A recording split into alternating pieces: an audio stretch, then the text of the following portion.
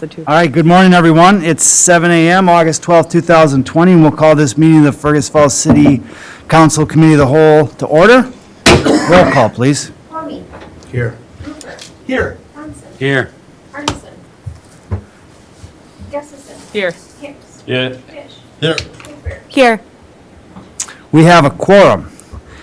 First item on the agenda this morning is a discussion of the Coalition of Greater Minnesota Cities, an update from Elizabeth Weffel, and Elizabeth is on Zoom this morning. Good morning, Elizabeth, can you hear me? 1 second. Yes, can you hear me? Yes, now we can hear you, Elizabeth. Good morning. Good morning. Do you want me to just jump in? Yes, please do. Great. Well, thank you very much for allowing me to meet with you. I have to say I'm sad I'm not there in person. I think the mayor and others know Fergus Falls is. I don't pick a favorite city, but if I were to pick a favorite city, Fergus Falls would be among them. So thank you for letting me be here. Sorry, I'm just trying to work this here. Just here to give a quick update. I think most of you are familiar with our organization, which represents cities across the state. We're up to 102 of them. This session was a little bit different. Normally I'd be coming every year to talk about all the things we got done, all the things we'd expected to get done, but things didn't go quite as planned. COVID really had an impact. We went from thinking we were going to have a short session focused on a bonding bill to a situation where there was no legislative meetings. We're starting a special session number 3 tomorrow. Our surplus has become a deficit and we still don't have a bonding bill. I don't remember how many of you were here, but here's a picture of what we're calling the last normal day. We didn't know when we had our legislative action day back in March that we were probably the last group to do one of those for 2020. The governor was there, others, and all talking about what we hoped by Friday of that week, legislative sessions were being canceled and life was looking a lot different. Sort of our goals going into session have been, a big bonding bill, try to make some changes to address inflation and population growth for LGA, build on our child care proposals and advance a strategy on PFAS chemicals. After COVID, still wanted a large bonding bill, but we really spent a lot of time focused on the CARE Act, dealing with different child care challenges, trying to get small business grants legislation, and working proactively to protect LGA. We also spent a lot of time, hopefully you took advantage of some of it, really helping our cities navigate the pandemic, particularly on labor and employment issues. We've got our website out there, did a lot of other informational resources for our members, and even hosted a Zoom meeting with the governor on these issues. Now, the CARES Act, we didn't know what this was in February. By March, it was dominating what we were spending a lot of our time with. The feds, allocated $1.8 billion in money to the state of Minnesota, but didn't provide guidance on how that would be divided amongst local governments. We thought, obviously, that a large chunk should go to local governments, and spent a lot of time during the legislative session working with other local government groups to make sure that that funding formula was fair to communities. We did negotiate a formula. They didn't get it passed during the regular session in June, but we were pleased to see the governor at the end of the day adopted the formula we came up with that sent $841 million to local government. This is kind of what the distribution looked like for Fergus Falls. I assume you've been spending a lot of time talking about how to be distributing that, but we were pleased to see that they really did up the amount going to cities so that you ended up with slightly over $1 million. Again, I think you've been addressing this, but there are some great resources out there in terms of what you can do with your CARES Act dollar. If you have any questions, that's out there. Bonding. This was our first and top priority, and we're still waiting. I think what we were seeking probably doesn't surprise you. Big chunk of money for water and wastewater, money for the BDPI, for child care grants, a new program we're pushing to try and do public infrastructure to support housing, and put money towards local roads and bridges. We think that with the pandemic, a large bonding bill is even more important because it helps stimulate the economy throughout the state.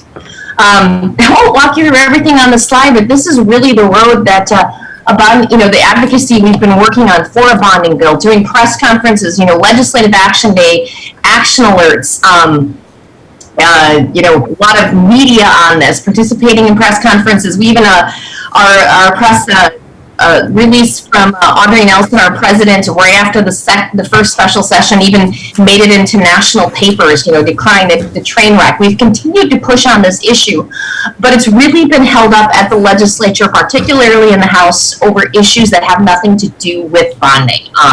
The second special session adjourned in July with no bonding bill, and even though there's a special session starting, actually it's today, sorry, I'm lose track of time here in the COVID times, but we've got a special session today. No one is expecting bonding to be addressed because there's a bond sale. We are continuing, we're working with a coalition of organizations pushing for a passage of a bonding bill in September. We're hoping that now that we're past the primary, we can get something done, because this is really important to our cities and to the entire state. PFAS, these are per and polyfluoroalkyl substances. If you haven't heard of them yet, you probably will in the next few years. They're pervasive chemicals that are linked to health concerns and are starting to be found in water bodies across the state. For example, Bemidji, it's showing up in their drinking water because of the firefighting foam that's sort of seeped into the groundwater up there. It's very expensive if you have it in your drinking water and you have to remove it. But if it's in your wastewater, it's not even technologically feasible right now to get it out. And that's, those two things are why we're concerned. Obviously, we want our communities to have safe drinking water, but what we're also seeing is there's a push to regulate it in wastewater, and we don't have a way to get it out of there. So, we approached the league and several other organizations and have been working on trying to focus on how do we get it out of there. Not how do we get it out of there, how do we prevent PFAS from getting in the water? We introduced a legislative initiative with 3 prongs to identify sources, identify source reduction strategies, and seeking money to educate folks about this. Unfortunately, with the pandemic, there has not been spare money to do much of that, but it is something we spent a lot of time on, also pushing back on bad bills, and it's going to be a top environmental priority for us in 2021, because clean water is very important, but we've got to do it in a way that protects everyone. Child care, again, a newer and top priority for us. We wanted to build on last session's success, and try to get money for child care grants for the initiative foundations. We had a lot of hope going into the session. The House had identified this as a top priority, and we're going to include some of our proposals, but with COVID happening, priorities changed and there wasn't the money there. There was, at least some efforts to address child care during this session. We saw, there was money allocated for for providers and whatnot, but the child care slot deficit continues to grow, and it's an issue we're going to continue to work on. Just looking ahead, right now there had been a budget surplus. The budget projection in May showed a deficit. That looks like that's what's going to happen. The official forecast will be released in November. Right now we don't know when they're going to deal with it, but rest assured, our biggest priority right now is making sure that LGA is paid on time and in full. We're going to be working hard on that. This kind of shows you, the LGA sort of that you're getting this year and supposed to be getting next year. It's our goal. We are going to work as hard as we can. Here, see that, that slight bump was because the increase that we worked and got in 2019, it just took 2 years to phase in, if you're wondering why there's that increase. Looking ahead, we've got a November election that could shift the dynamics at the legislature. A lot of interesting primaries across the state last night, knocking out incumbents. So it's going to be a very interesting election year. The pandemic's going to continue to affect things. Protecting LGA on time, in full, is our top priority. We may also have to be pushing for a bonding bill, but we are starting now to work on that groundwork for the session. Upcoming events, we've got our fall conference tentatively in person. That'll be evaluated, our legislative action day, and our summer conference in Red Wing next summer. Fergus Falls, longtime, very important member of the CGMC. We thank you for everything you do. We hope you enjoy it. If you haven't had a chance to look at our new website, we've got our new logo and everything, but we're going to work hard with you and our other cities to protect LGA and take care of a lot of these other top issues. So thank you very much. A lot of information, and you should have received a packet with our full report. Are there any questions? Thanks, Elizabeth. Does anyone have any questions for Elizabeth this morning? No, well, that's great information, Elizabeth, and thanks for the work for the coalition. I know it's tough times, especially around the issue of some uncertainty with LGA going forward with the projected deficits to the budget. So we appreciate the work, and we look forward to working with you to protect that LGA for the cities. Thank you, Great, Elizabeth. thank you. Forward to being able to visit you all again in person in the future, so thank you. Yeah, have a great day. Thanks. Yeah, thanks. All right, moving along, item number 2 is an update to the Otter Tail County Solid Waste Plan. We'll call on Chris McCon. Good morning, Chris. Good morning. Thanks for giving me some time this morning. I just wanted to give you some information to let you know what we're doing right now. We're doing a master plan to look at what we as a county want to do in the next 30 years for solid waste. I'm not sure, maybe I could give you a brief overview of what the county's responsibility is. The state charged the counties in the 70s to manage solid waste through programs, through ordinances and taxation, to implement programs to reduce landfilling. And rural Minnesota's target is 35% reduction. What we're looking at doing is just seeing there's a lot of different ways to serve the county and get a pulse from the community and from the leaders of what we should be doing. As part of this, we're doing a PRC is a plan review committee, and to represent your city, we've asked Guy Taylor or Len Taylor to be involved. He's clearly, knowledgeable because of his position, and want to get his input. We also have other representatives from this community too. Some of the big concepts or programs that the county is involved with are household hazardous waste, recycling, landfilling, waste to energy. And there's actually quite a few other opportunities like organics reduction and ash reutilization, and then expansion of programs like the city of Fergus Falls does single sort recycling, but that's really not a county-wide program. So we're looking at expansion of, or consideration of those options and how they fit into the next 30 years. So that's, just wanted to let you know. Sure, thanks, Chris. So you mentioned, and this is just a question out of curiosity, the 30%, the goal is 30% reduction in landfill waste, is that correct? That's correct. Is that in, and I don't mean this facetiously, but is that in Minnesota, or is that just the waste that we produce? So like the stuff going to Gwinner, does that count? Yes, that counts. And if I said 30, I meant 35. So for Sure. all the greater Minnesota counties, that 35%, it includes what's going to Gwinner. It doesn't include demolition waste. So, Sure. And then in the cities, I wish I could remember, I believe the number is 50% for the metro area communities. And then you mentioned organics, potentially, or, the where are we at with that? Like, is that financially viable? Are we still looking, is it need to be funded through state subsidies, or where's organics recycling at? Well, I would say solid waste is like most other programs that are having a government element. There's some funding available out there. The biggest source for us is called CAP grants, and that's money that's bonded through the MPCA through state bonding. But that money is, like I would generalize, like most state dollars, highly competitive. Sure. And, you're not looking for 90% matches. We're talking about far less than that.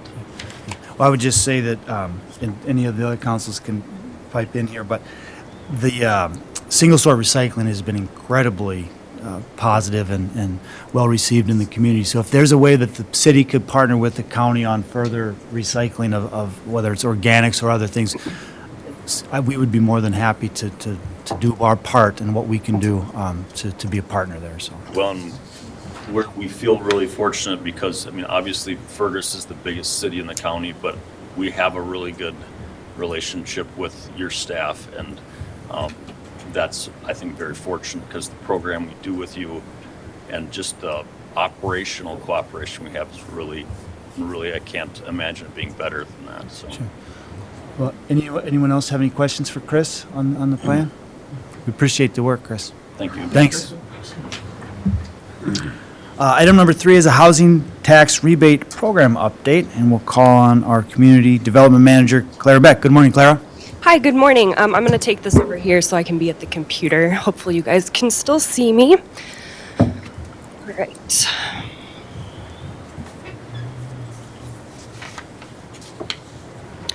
So this is just in response to some questions that were asked at the last council meeting. I just wanted to give an update on the program. Reminder that the intent is the tax rebate program is to encourage the construction of new primary residence, single and two-family housing units, and to encourage replacement of dilapidated housing structures within Fergus Falls between January 1st and December 31st, 2022. So that's the application period. Then the actual program itself, if someone is accepted into it, runs for 5 years, or until they reach $5,000, whichever comes first. So these are just some highlights of what the program is. All of this information is available on both the city's website and the county's website. You can just Google City of Fergus Falls Tax Rebate Program, and the page pops right up, and it has all of the parameters, everything that we have there. So these are some of the top points to remember with the rebate info. Probably the first ones are the ones to pay the most attention to. The real estate taxes to be rebated shall be for up to the full amount of the real estate taxes collected resulting from the added tax base of the newly constructed home annually. So the rebates are not based on the price of the site originally. It's based only on when there are improvements made. So these are the rebate numbers that we have so far here in August of 2020. We've approved 14 rebates that have then had subsequent building permits pulled for them. So this is the list of those, which totals about $70,000 of rebated taxes. These are 14 rebates that have been approved, but building permits have not yet been issued. You'll note that they are all for plat properties. They had 14 applications come through back in June, and so far they've submitted paperwork to start construction on at least one of the twin homes, but the paperwork is not yet complete, so that permit number is not available. So these are the overall numbers that we've got. For our program thus far, we've got $140,000 in rebates, and the estimated housing amount is $7,929,800. So really, the rebates are kind of a smaller portion of that, but this is just these are some good numbers to see. Another good thing to note about building permits, so with the tax rebate program, there are several different ways that if we're concerned about people pulling rebates in and then not actually doing building, the program itself, if they don't start construction on the site within 1 year, we do have the option to pull that rebate, so they won't be able to use it. They'd have to reapply again once they did start construction. And then with building permits, if we're concerned that they're pulling building permits, they have to start building in 180 days. Otherwise, they need to reach back out to the city and either get an extension or reapply. So there are a couple different mechanisms to ensure that people are doing the building that they need to be doing along with the rebate program. That's it.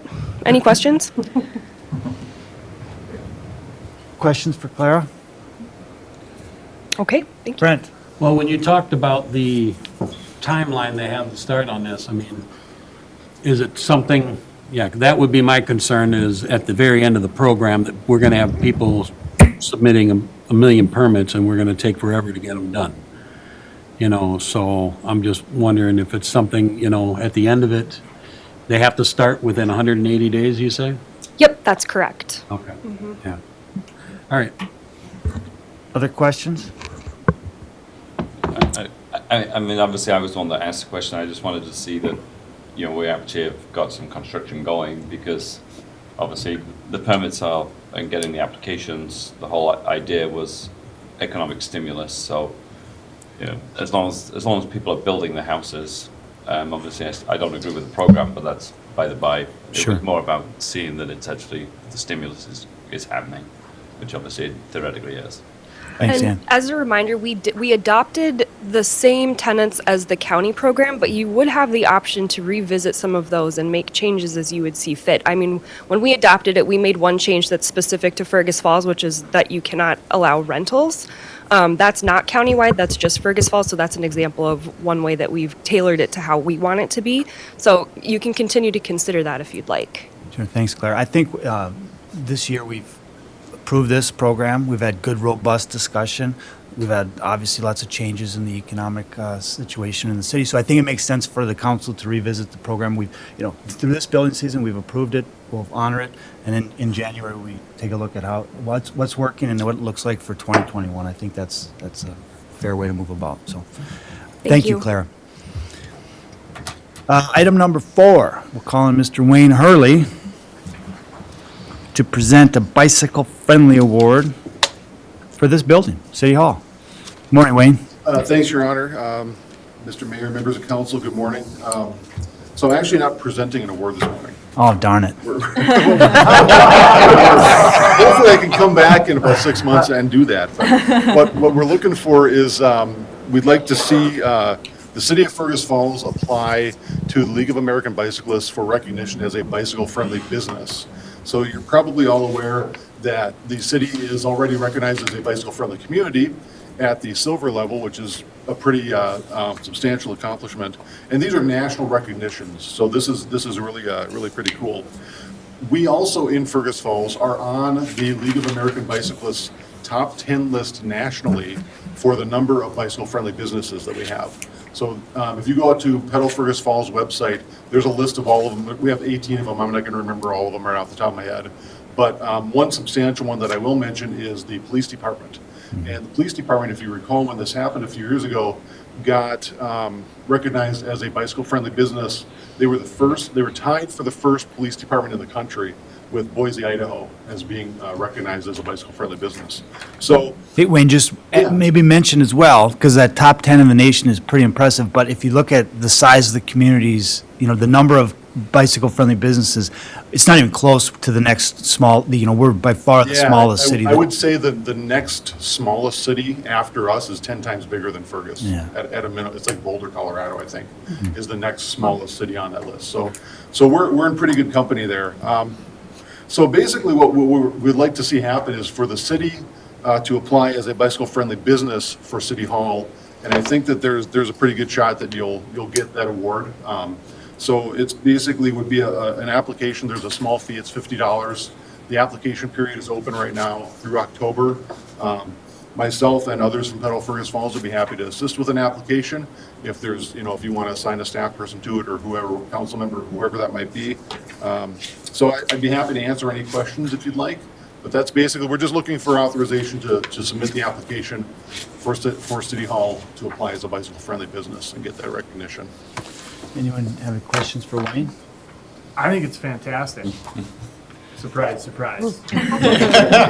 Yeah, no, it's the fact that we have so many bicycle-friendly businesses in such a small community, relatively small, is awesome. So, I know Clark can't keep bikes in stock out at Central Lake Cycle, so people are buying them and the trails are getting busier. And I think we got a lot of good things going trail-wise, So, yeah, thanks for all your hard work on all of it. I appreciate it. Would that be a motion to bring that to the council? Absolutely, I so move. I'll second it. Thank you. We have a tie for second there. 2 seconds. Yeah, I echo. Thanks for the work for Pedal Fergus Falls and the BPAC for the work that they do to promote bicycling and pedestrian activities in Fergus Falls. Any other questions for Wayne? Hopefully we will see you in 6 months with an award, huh? Sounds good. All in favor of the motion to bring this to the council, say aye. Aye. Opposed, same sign. Motion carries. Thanks, Wayne. Thanks, Wayne. Thanks, everybody. Item number 5 is a school request to block Cavour Avenue from OLV, and Tanya Zierden is online. Our Guy Taylor will kick this off for us. I know. Hi, Tanya. But we'll let Guy kick off the conversation. Good morning, Guy. Morning, Your Honor. Thank you.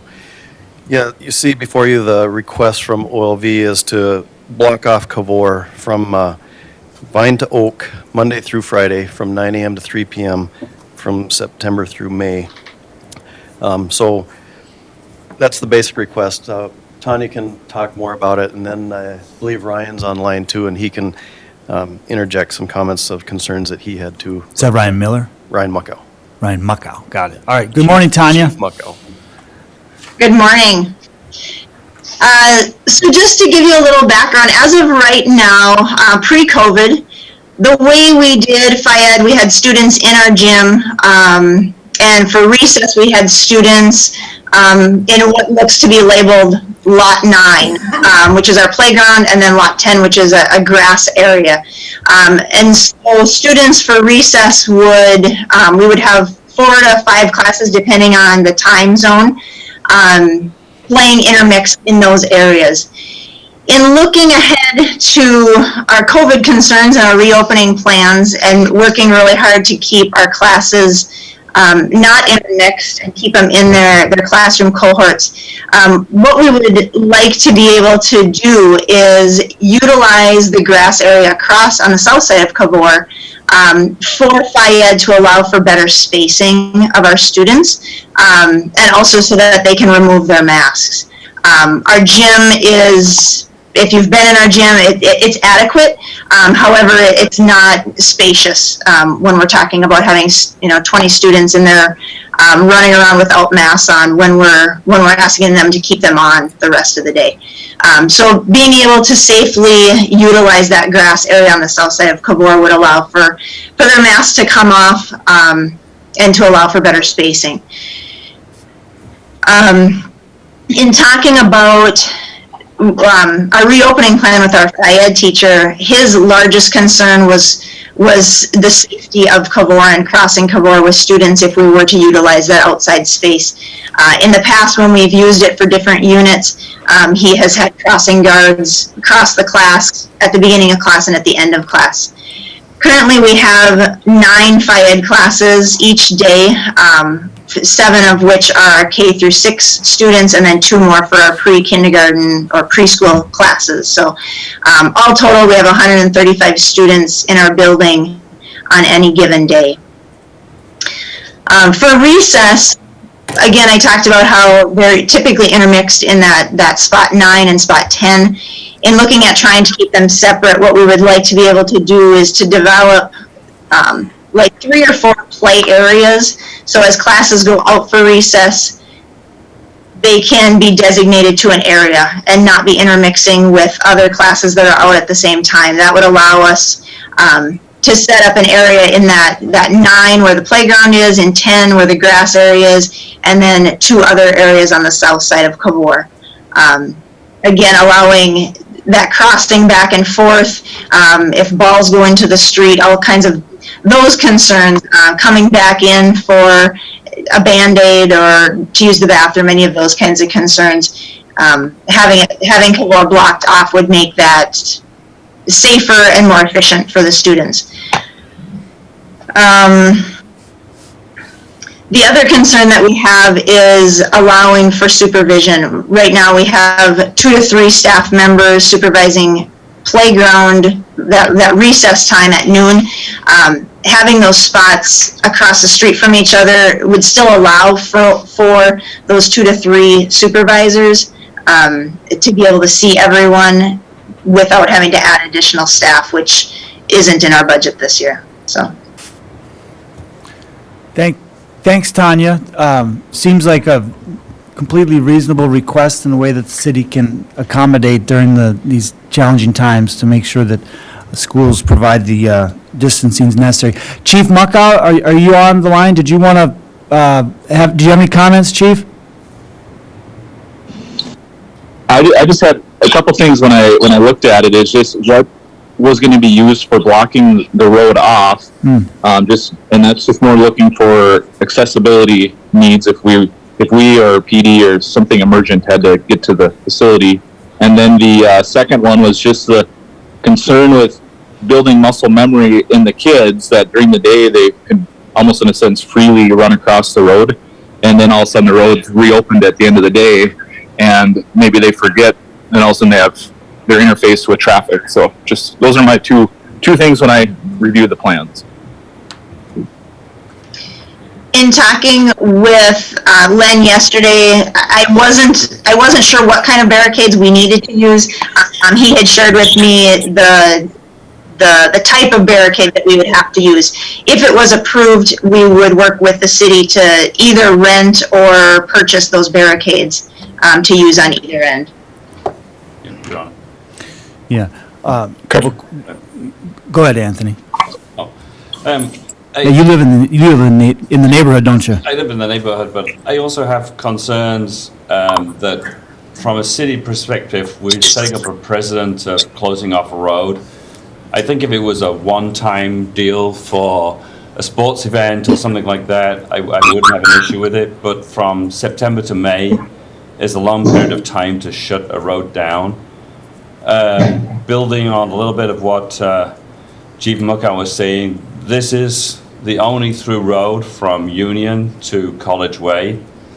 So if there was ever anything significant happened on Lincoln that blocked that road, the only way that any emergency services could get from one side to the other is typically Cavour.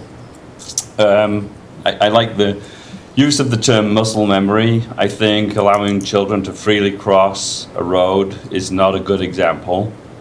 I would like to see, obviously, the use of crossing guards. I think that would be a better use. I think, I'd like to know if you're going to fence the grass area. You mentioned, obviously, balls going into the streets. The other roads are not being blocked off. So, I think you'd want to designate some sort of barrier around it. And overall, I think it's asking a lot of the city and the residents in that area to shut a street down for 6 months. Nowhere else in the city would we ever do that. If the high school comes to us and says they want to shut off Fur, are we going to do that? So I think allowing them to have established a crossing guard, I would agree with. Probably re-establishing the zebra crossing that got painted over for some reason. The black and white strips. I think that would be a good idea. Putting up some lighting or something. The stop signs to identify the crossing would be a good use as well. But all in all, I don't think it's a good idea from a city perspective. Thanks, Anthony. Brent, go ahead. My one concern is that we got a property there on the east side. I mean, how is that going to affect him? I mean, he's going to be having his driveway, and he's got 3 vehicles in there right now. It doesn't exist. That property is actually no longer there. That house, They're no both of longer those there? houses, the green roof and the brown roof, are no longer there. Okay. That property, that entire half block is owned by the church at this point. Okay, yeah, I haven't paid attention to that. I knew there was a bunch of them missing, but according to the map, I figured you guys would have given us an updated map. And, This is what Google Maps looks like, I believe, right now. but, okay, that was my only concern there. I mean, I kind of understand where Anthony's coming from, but we're kind of in uncertain times right now where certain measures need to be taken. And, and we can pick and choose on who we feel needs to have it done and who doesn't. And this might be a case for the matter. Yeah, I would agree with that. And maybe it would be appropriate, we've got the information, could we get some, for Monday night, could we have, now that we have the information, is there other alternatives to discuss, some of the options that Anthony brought and have the city staff recommendations and whether it's crossing or lights and just see what some options are so that we can make have maybe a little bit more information on the request. And I think the chief of police should be included in this conversation as well, especially when we're talking about safety and those things. I feel a little uncomfortable with me making a decision about what's safe and what's not. So I just think if we have all the information, we can make a decision. But I think Brent's right. We need to take each consideration in these times. I would also suggest. Obviously, a couple of things that we had talked about and had concern over too was, as winter approaches, how will that look differently? Obviously, if it's raining outside, the road wouldn't be closed because we wouldn't be using that area if it was raining out. So there would be also some variation, and I don't know that that's a bonus or not in terms of the consistency. Sounds good, Tanya. Yeah. Anthony, you had, I would suggest that you use your own car park. That would be easier to fence off. And then use the grass area for staff parking on the other side, or church parking, so that, you know, it's adults that are crossing the roads, not children. Can you repeat that, Anthony? I couldn't hear all of that. I think you should look at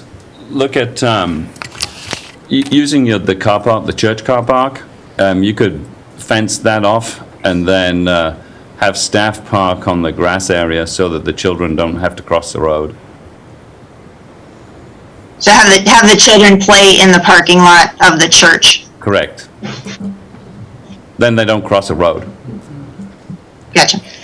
Thank you. thanks, Anthony. Caroline, did you have a comment? Brent jumped in and said exactly what I was thinking. These times are uncertain, so I think we have to have a little bit of flexibility while we think about Sure. what we're mandating schools to do when they're on a tight budget too. So we don't have a recommendation to the council, but can we just agree to bring this item up for discussion at the council and have staff and chief of police as well as the chief of fire department just give us some options of what might be ways we could work with OLV to make sure that the kids are, have the space they need. So is that acceptable? Okay. Thank you, Tanya. We'll talk to you on Monday night. Okay, thank you. Yes, and with that, I don't have any additional, well, I do have a couple announcements. We have a couple new grandparents here at City Hall. One of them's in the audience today. Guy Taylor is a grandpa for the first time today, recently. And Gail Hedstrom, Public Library Director, is also a grandmother for the first time. So anyway, that's, congratulations, Guy, congratulations. And Andrew, did you have a I was just going to say, Your Honor, for the public's benefit, that the city council has been invited after this meeting over to Otter Cove Children's Museum, and there may be a quorum of members present. I'm not sure who's attending that, but we're going from here to there and to look at that space. There'll be no action or any decisions made, but there may be a quorum of members present, so just wanted to give the heads up. Could be sliding on the slide. All right, with that, we're adjourned.